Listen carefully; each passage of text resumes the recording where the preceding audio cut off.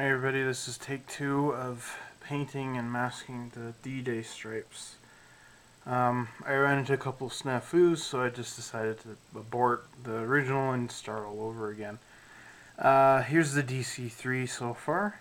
I painted it white, sanded it down, a lot of sanding to get all those seam lines out. It looks a lot nicer now.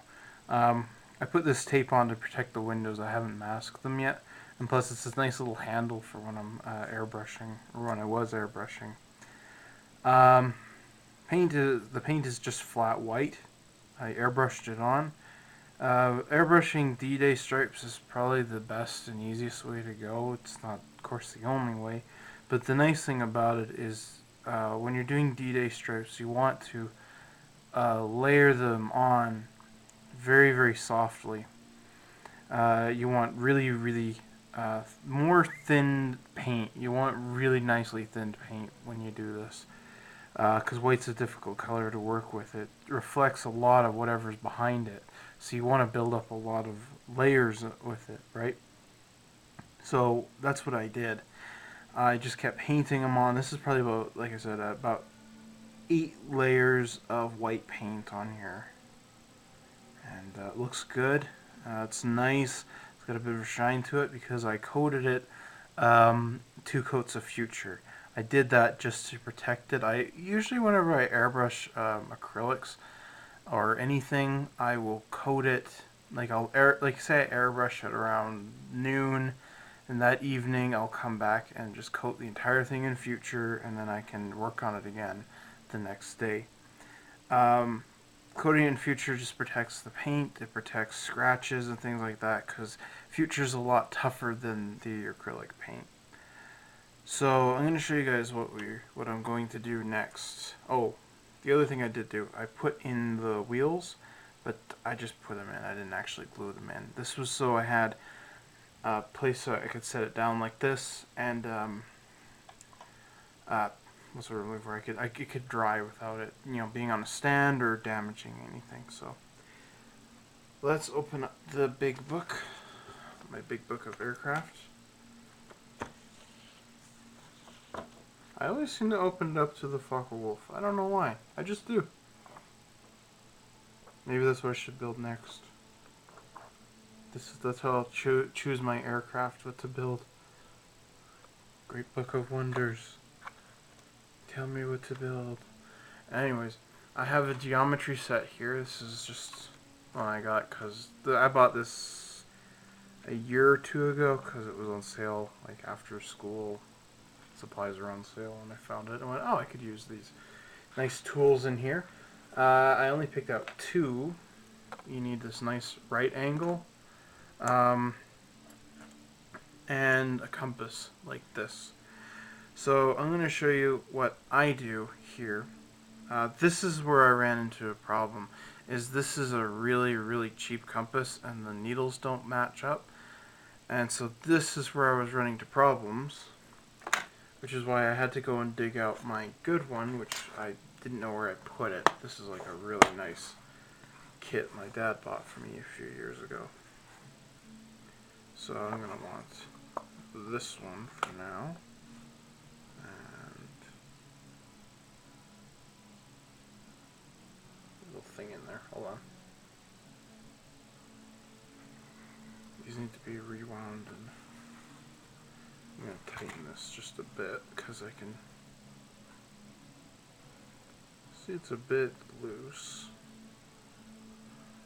Oh. Okay.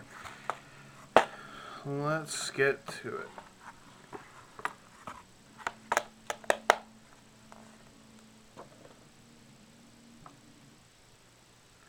Can't concentrate with that music on. Okay. So what I want to do is measure the distance of the white on here. Okay. Now the cool thing about the DC3, and if you're doing this on a Spitfire or anything else that involves D-Day stripes, Typhoons, Tempests, things like that. What you want to do is you want to look for a place where you can draw a straight line on the model. Now, luckily with the DC-3 is right about here is a section of the wing that's straight. All this is straight here, and then they would put the wings on either side, and that would create them to go up.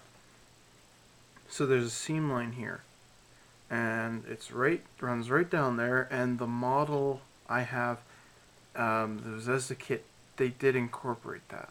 It's right there. So I'm going to use that as my angle. So now I've got this tool here, my right angle, and I can measure how far they need to be, and stuff like that. So this is all you're gonna do, right? So we have 1, 2, 3, 4, 5. We've got 2 black, 3 white stripes. That's what they used. So let's measure this out from about here to here. Okay, is about 53 millimeters approximately. That's just for the sake of it, because I'm not that great at math. I'm really not. Round it down to 50, okay? So each stripe is going to be 10 millimeters. So that's how big each little bit has to be. Now, the easiest thing, if I was doing this, it would be so simple to do, would be to just use this Tamiya 10 millimeter length tape, and I'd be set. But since we're doing it on a smaller plane, it's going to be a little bit more difficult. So the first stripe I want to measure and mask out is this first white one, because this is the straight edge I want to work with. This one's not a straight edge. If I'm playing off of the flap here, the flap is curved in a little bit. So I want to keep it with this straight line here. That way all of them will be straight as I go along. Same thing with the tail here. If I figure out where, it's hard for me to show this on the camera, I apologize. But this one right here, I want to start with probably this one in the back and work my way towards the fuselage. Because if I start here, I might miscalculate and push this farther back here. You know what I'm saying? So you want to start here, work your way that way. So let's go and take out I need the smaller one.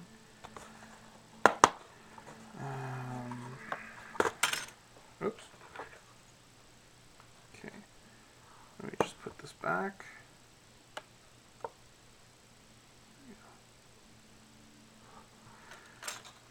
This little one's really nice. I like these.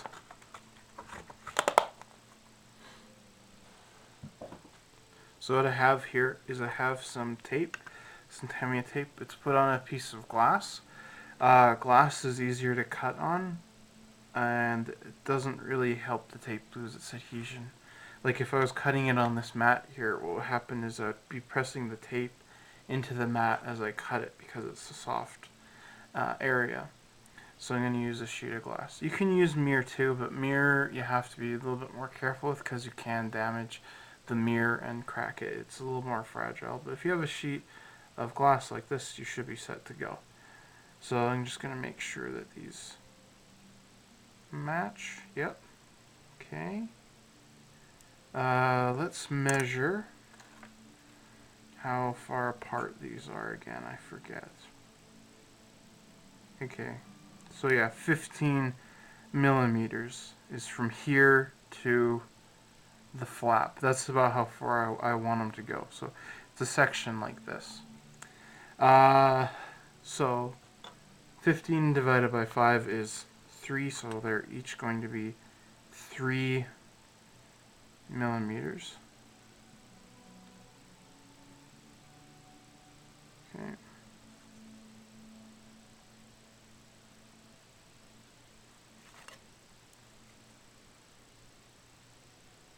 Okay. Getting there, about half of the size. This is where I ran into problems when I was doing the other one there.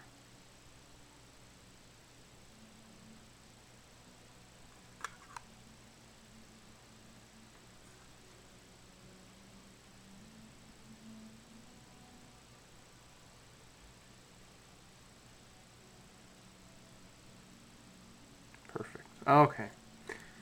Excellent, excellent. So now what I'm going to do is take a marker here and measure here. Actually, I'm going to use this side.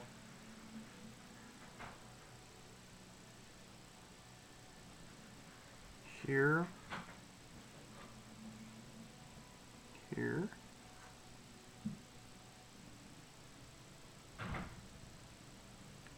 And there. Okay. So let's line these dots up. And I'm just going to double check and make sure they're all set. Yep. Oops. This one doesn't match up. I wonder why. Okay. So here's our nice straight line.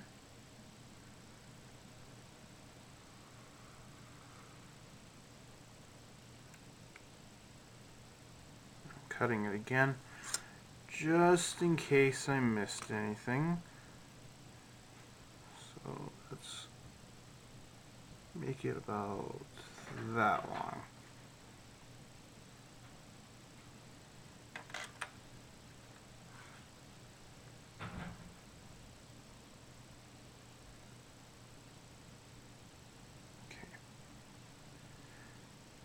The second easiest way to paint these on if you don't have an airbrush is to use a spray paint can. That works just as well for the most part. You just got to do it in short passes, you know, brushing it by. And this third way to do these is to hand paint them on. But hand painting them on, you have to be really careful because, like I said, you can layer it up too thick and then they start to look kind of funny. The alternate route is to use the decals, and I don't like using the decals. I've done it once or twice, and you need good solvent for that. That's mainly only because I've done them on ones that have blisters on the wings and stuff like that. So I run into problems with that, but that's basically my own fault. Based on the models I pick, I guess. But I prefer, when I'm doing D-Day stripes, to paint them on. I like the look of it a lot more. So I'm going to line this up, and this is kind of a freebie.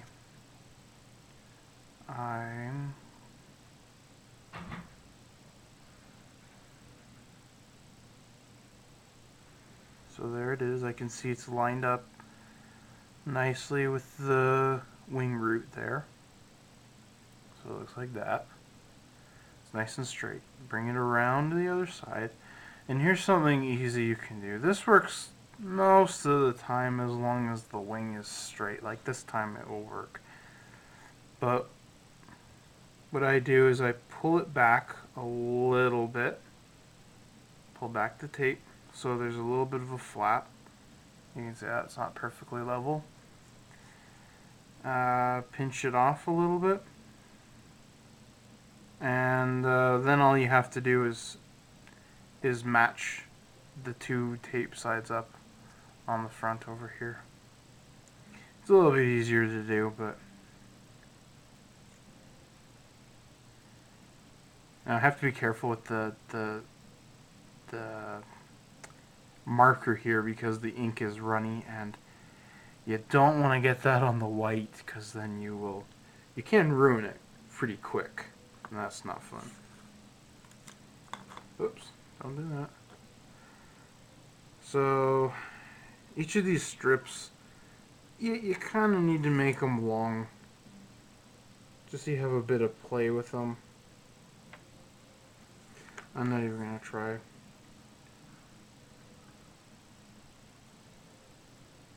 There we go.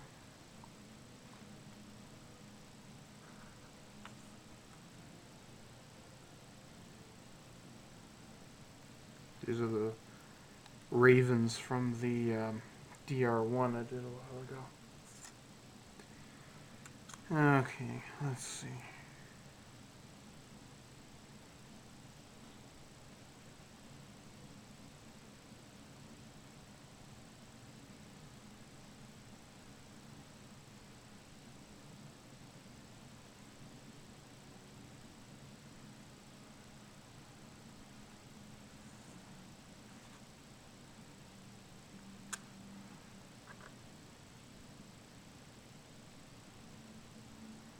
Okay.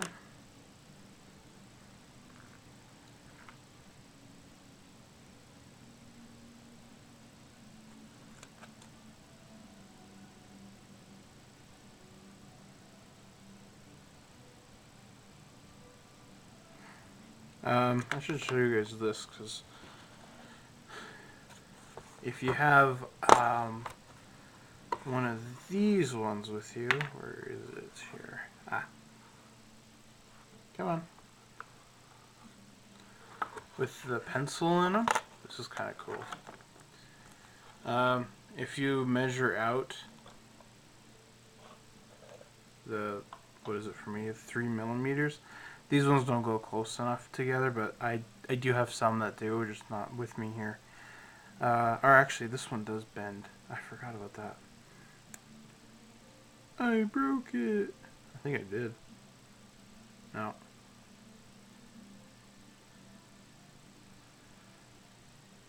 Anyways, there's another replacement for this. But if you can get these to like 3 millimeters, all you have to do is put your like ruler up here and just kind of trace it like this, and let the pencil make you a straight line. Then you have an easy little line to cut. Again, this one doesn't exactly work in my favor for that way, but if it did, it'd be something I'd be doing right now.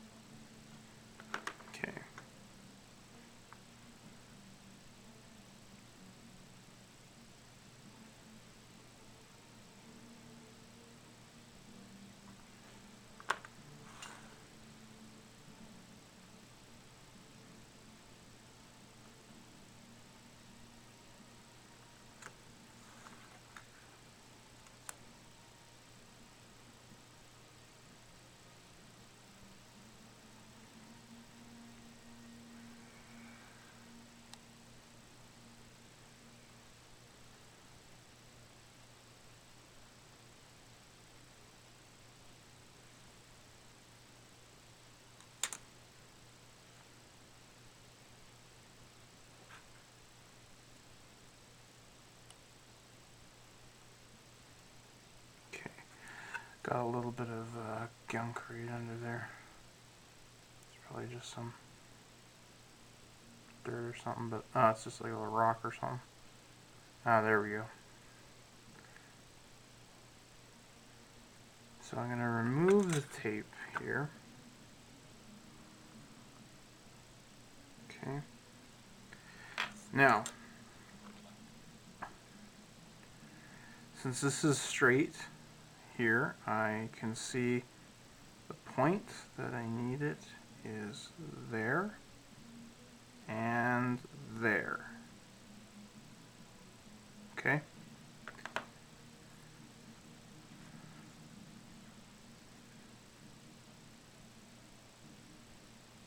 So I'm going to put those down on the two marks I made, and they're very, very faint.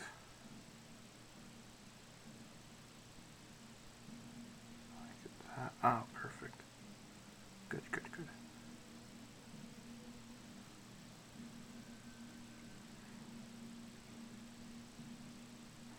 So now I'm just going to check. Fits. Fits.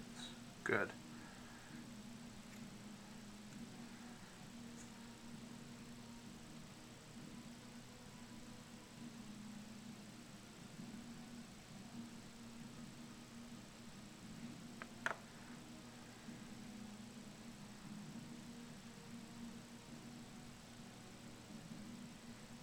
And there you go. They meet on the other side. Awesome. There we go. I'm getting D-Day stripes, guys. So I'm going to cut this video short. You should know how to do it by now, or at least have a grasp of it. And so what I'm going to do is I'm going to go and make the rest of the stripes for the rest of the plane, the entire plane, and spray paint it black. Yeah, so it's going to look really cool, all done up like that. It's going to be really, it's going to look terrific, I think. I hope it turns out. Again, make sure these are all pressed down really nice. If you're fumbling around with the tape for too much, it's gonna lose its adhesion because of the oils in your hands. You're probably gonna want to pick it up and start all over again. So don't get frustrated with this. It takes a long time to do it, but it's worth it in the end. It's gonna look really cool. It's gonna look beautiful. You're gonna have these beautiful looking invasion stripes. But again, piece of glass is really a nice way to go for this. And again, don't get frustrated with it. And if you fumble with it too much, start over. You don't want to have the tape lose its adhesion while you're painting. That would just suck in the long run. Anyways, guys, I will see you next after I get this all spray painted black, because I'm gonna have to go to another step after that. So, see you then.